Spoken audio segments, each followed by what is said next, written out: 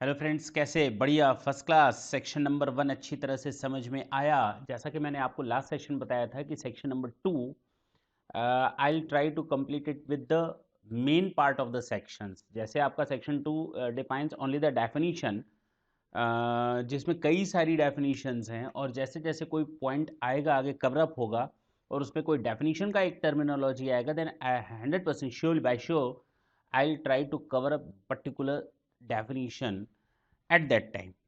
लेकिन आज जो मैंने आपसे कमिट किया था, today will start our section number 3। और सेक्शन नंबर 3 बेसिकली ओ डेफिनीशन है ना। ये भी डेफिनीशन किस चीज की सर? Previous year define. ये है आपकी डेफिनीशन,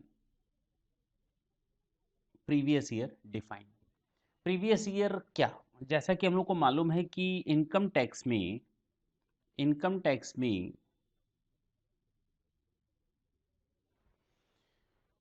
हम लोग जब भी ईयर ऑप्ट करते हैं वो होता है 1 अप्रैल 21 से लेकर 31 मार्च 22, या 1 अप्रैल 20 से लेकर 31 मार्च 21, इस तरह का रहता है।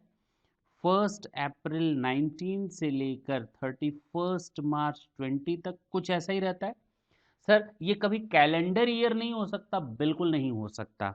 Always we have to opt financial year. This is called as financial year.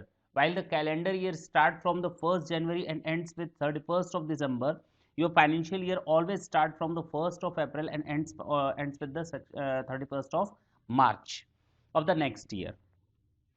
Taxation के point of view से we have to consider only the financial year. और आपको मालूम है ये फाइनेंशियल ईयर होता है, इसमें हम अर्न करते हैं। क्या करते हैं? अर्न करते हैं। और असेसमेंट हमारा नेक्स्ट ईयर में होता है, जिसको हम लोग असेसमेंट ईयर बोलते हैं। क्या बोलते हैं? असेसमेंट ईयर बोलते हैं। इस फाइनेंशियल ईयर जिसमें हम अर्न करते हैं, इसको हम लोग प्रीवियस ईयर का भी नाम देते हैं। क्या नाम देते हैं? Previous year. अच्छा, अगर मैंने कहा हमने ईयर 2017-18 में अर्न किया, तो इसका मतलब इसका असेसमेंट होगा टैक्स का ईयर 2018-19 में। ये कहलाएगा प्रीवियस ईयर और ये कहलाएगा असेसमेंट ईयर। तो एक चीज तो तय हो गई कि हमेशा हमारा असेसमेंट ईयर 12 मंथ्स का होगा। कितने मंथ्स का होगा? 12 मंथ्स का। Always it must be of 12 months, always. while in the case of the previous year it can be less than 12 months. how? मान लेते हैं हमारा कोई बिजनेस है, जो मैंने स्टार्ट किया है, बिजनेस स्टार्टेड। हमने बिजनेस स्टार्ट किया 10th ऑफ अक्टूबर 2019 को। इसके पहले क्या मेरा कोई बिजनेस था? नहीं। क्या मेरी कोई सोर्स ऑफ इनकम थी? नहीं। This is the first date when I started my business. Now the year will ends on 31st of March 2020। तो हमारा जो फर्स्ट प्रीवियस ईयर होगा वो होगा 10th ऑफ अक्टूबर 19 से लेकर 31st ऑफ मार्च 2020, जबकि इसका असेसमेंट ईयर होगा 2021।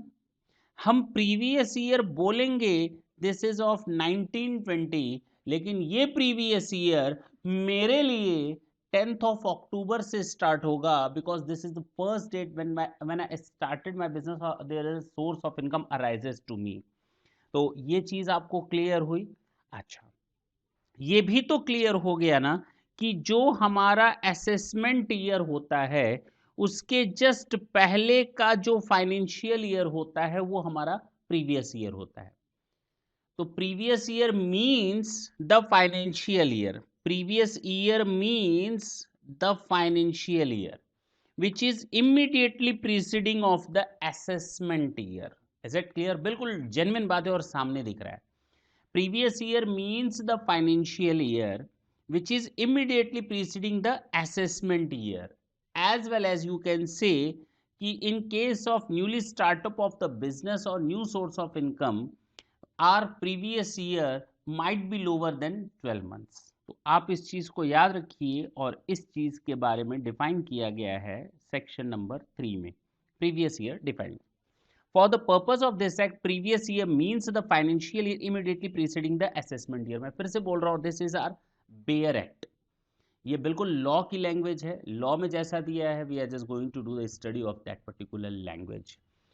Provided that, बशर्ते, in the case of a business or profession newly set up or a source of income newly coming into existence, the previous year shall be the period beginning with the setting up of the business or profession as the case may be, or the new income arises and ending with the said financial year. तो total मिलाकर के यही समझ में आया कि हमारा previous year assessment year के जस्ट पहले वाला साल होता है, और साथ ही साथ जो हमारा प्रीवियस ईयर होता है माइट बी, अगर नया बिजनेस स्टार्ट हुआ है या कोई नई इनकम अराइज हुई है फर्स्ट टाइम, उसके पहले हमारी कोई इनकम नहीं थी, तो वो हमारा प्रीवियस ईयर 12 महीने से कम हो सकता है. That's it, this is the completion of your section 3. Sir section 4 में क्या आएगा? Section 4 is the most important, और उसमें हम लोग कवर करेंगे चार्ज ऑफ इनकम टैक्स. ये हमारा नेक्स्ट सेशन का टॉपिक है, ये हम लोग नेक्स्ट सेशन में देखेंगे. चार्जेस ऑफ इनकम टैक्स बहुत बहुत बहुत इंपॉर्टेंट है. नेक्स्ट सेशन में फिर आपसे मिलेंगे, तब तक के लिए tata and bye bye. Thank you.